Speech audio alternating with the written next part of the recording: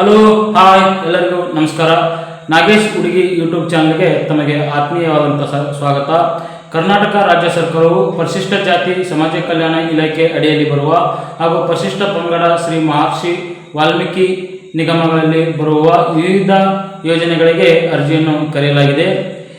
Doctor BR Ambedkar ಅಭಿವೃದ್ಧಿ ನಿಗಮ, ಆದಿಜಾಂಬವ ಅಭಿವೃದ್ಧಿ ನಿಗಮ, ಅಲೆಮಾರಿ ಹಾಗೂ ಅರೆ ಅಲೆಮಾರಿ ಅಭಿವೃದ್ಧಿ ನಿಗಮ, ಸಫಾಯಿ ಕರ್ಮಚಾರಿ ಅಭಿವೃದ್ಧಿ ನಿಗಮ ಮತ್ತು ತಾಂಡ ಅಭಿವೃದ್ಧಿ ನಿಗಮ ಹಾಗೂ ಕರ್ನಾಟಕ ರಾಜ್ಯ ಮಹರ್ಷಿ ವಾಲ್ಮೀಕಿ ಅಭಿವೃದ್ಧಿ ನಿಗಮ ಮತ್ತು ಮೇದಾರ ಪರಿಶಿಷ್ಟ ಜಾತಿ ಪರಿಶಿಷ್ಟ ಪಂಗಡ ಅಭಿವೃದ್ಧಿ ನಿಗಮಗಳಲ್ಲಿ ವಿವಿಧ ಯೋಜನೆಗಳಿಗೆ ಅರ್ಜಿಯನ್ನು ಕರೆಯಲಾಗಿದೆ.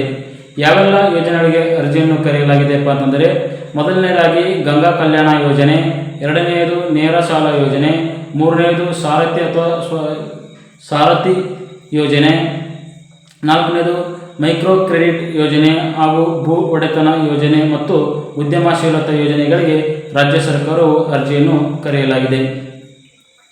ಈ ಎಲ್ಲ ಯೋಜನೆಗಳಿಗೆ ಯಾವೆಲ್ಲ ದಾಖಲಾತಿಗಳು ಬೇಕಪ್ಪ ಅಂದರೆ, ಮೊದಲನೇದಾಗಿ ಗಂಗಾ ಕಲ್ಯಾಣ ಯೋಜನೆ. ಗಂಗಾ ಕಲ್ಯಾಣ ಯೋಜನೆಯು ರೈತರಿಗೆ ಒಂದು ವರದಾನವಾಗಿರುವಂಥ ಯೋಜನೆಯಾಗಿದ್ದು, ಈ ಯೋಜನೆ ಅಡಿಯಲ್ಲಿ ರಾಜ್ಯ ಸರ್ಕಾರವು 1 ಎಕರೆ 20 ಗುಂಟೆಯಿಂದ 5 ಎಕರೆ ಒಳಗಿರುವಂಥ ರೈತರಿಗೆ ರಾಜ್ಯ ಸರ್ಕಾರದಿಂದ ಕೊಳವೆ ಬಾವಿ ಅಂದರೆ ಬೋರ್ವೆಲನ್ನು ಹಾಕಿಸಿಕೊಟ್ಟು ವಿದ್ಯುತ್ ಸಂಪರ್ಕವನ್ನು ಮಾಡಿಕೊಡಲಾಗುತ್ತದೆ.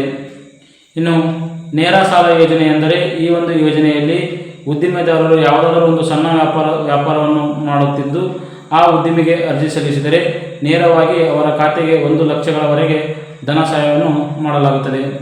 ಹಾಗೂ ಉದ್ಯಮಶೀಲತಾ ಯೋಜನೆ ಎಂದರೆ, ಇದು 2 ಲಕ್ಷದಿಂದ 5 ಲಕ್ಷದವರೆಗೆ ಯೋಜನೆಯಾಗಿದ್ದು, ಈ ಯೋಜನೆಯಲ್ಲಿ ಹೈನುಗಾರಿಕೆ, ಕುರಿ ಸಾಕಾಣಿಕೆ ಮತ್ತು ಇತರೆ ಯಾವುದಾದರೂ ಒಂದು ಉದ್ಯಮದಲ್ಲಿ ತೊಡಗಿಕೊಂಡು ಆ ಒಂದು ಉದ್ಯಮಕ್ಕೆ ಅರ್ಜಿ ಸಲ್ಲಿಸಿದರೆ ಉದ್ಯಮಶೀಲತೆ ಯೋಜನೆಯಲ್ಲಿ 2 ಲಕ್ಷದಿಂದ 5 ಲಕ್ಷಗಳವರೆಗೆ ಧನ ಸಹಾಯವನ್ನು ಪಡೆಯಬಹುದು.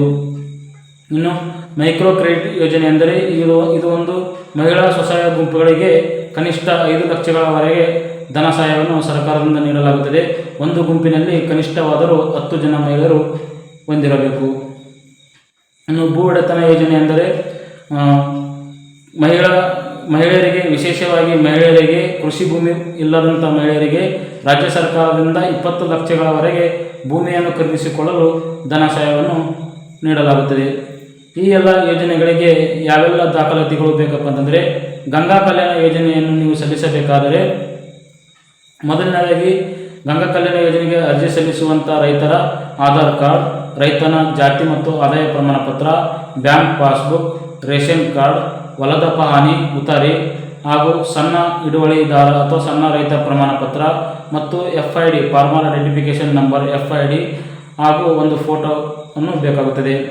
ಅದೇ ರೀತಿಯಾಗಿ ನೇರ ಸಾಲ ಯೋಜನೆಗೆ ಅರ್ಜಿ ಸಲ್ಲಿಸಬೇಕಾದರೆ ಅರ್ಜಿದಾರನ ಆಧಾರ್ ಕಾರ್ಡ್, ಅರ್ಜಿದಾರನ ಜಾತಿ ಮತ್ತು ಆದಾಯ ಪ್ರಮಾಣ ಪತ್ರ, ಅರ್ಜಿದಾರನ ರೇಷನ್ ಕಾರ್ಡ್, ಅರ್ಜಿದಾರನ ಬ್ಯಾಂಕ್ ಪಾಸ್ಬುಕ್ ಹಾಗೂ ಅರ್ಜಿದಾರನ ಒಂದು ಫೋಟೋವನ್ನು ಬೇಕಾಗುತ್ತದೆ.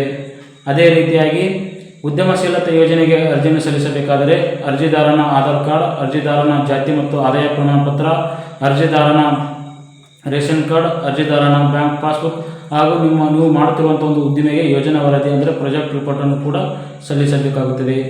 ಇನ್ನು ಭೂ ಒಡೆತನ ಯೋಜನೆಗೆ ನೀವು ಅರ್ಜಿಯನ್ನು ಸಲ್ಲಿಸಬೇಕಾದರೆ ಅರ್ಜಿ ಸಲ್ಲಿಸುವಂತರ ಆಧಾರ್ ಕಾರ್ಡ್ ಮತ್ತು ಅರ್ಜಿ ಸಲ್ಲಿಸುವವರ ಆದಾಯ ಮತ್ತು ಜಾತಿ ಪ್ರಮಾಣ ಪತ್ರ, ಅವರ ಒಂದು ಬ್ಯಾಂಕ್ ಪಾಸ್ಬುಕ್, ರೇಷನ್ ಕಾರ್ಡ್ ಮತ್ತು ಭೂಮಿಯನ್ನು ಮಾರುವವರ ಒಂದು ಆಧಾರ್ ಕಾರ್ಡ್ ಹಾಗೂ ಒಂದು ಹೊಲದ ಪಹಣಿ ಕೂಡ ಈ ಒಂದು ಯೋಜನೆಗೆ ಬೇಕಾಗುತ್ತದೆ. ಅದೇ ರೀತಿಯಾಗಿ ತಹಶೀಲ್ ಆಫೀಸಿಂದ ಅಥವಾ ತಹಶೀಲ್ದಾರರಿಂದ ಕೃಷಿ ಇಲ್ಲದಿರುವ ಬಗ್ಗೆ ಒಂದು ಪ್ರಮಾಣ ಪತ್ರವನ್ನು ಕೂಡ ಈ ಒಂದು ಯೋಜನೆಗೆ ಅರ್ಜಿ ಸಲ್ಲಿಸಲು ಬೇಕಾಗುತ್ತದೆ.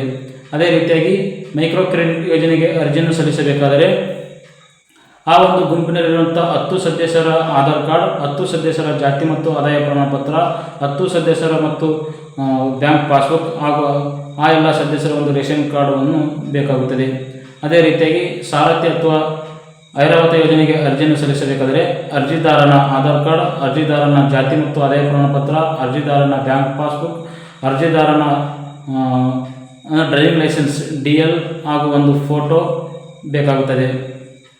ಈ ಒಂದು ಎಲ್ಲ ಯೋಜನೆಗಳು ನಿಮ್ಮ ಹತ್ತಿರದ ಗ್ರಾಮ 1, ಕರ್ನಾಟಕ 1 ಹಾಗೂ CH ಸೆಂಟರ್ಗಳಲ್ಲಿ ಹೋಗಿ ಈ ಕೊನೆಯ ದಿನಾಂಕ ಮುಕ್ತಾಯಗೊಳ್ಳೋದರ ಒಳಗೆ ಅರ್ಜಿಯನ್ನು ಸಲ್ಲಿಸಿ ಈ ಒಂದು ಯೋಜನೆಗಳ ಲಾಭವನ್ನು ಪಡೆಯಬೇಕೆಂದು ತಮ್ಮಲ್ಲಿ ವಿನಂತಿಸಿಕೊಳ್ಳುತ್ತೇನೆ.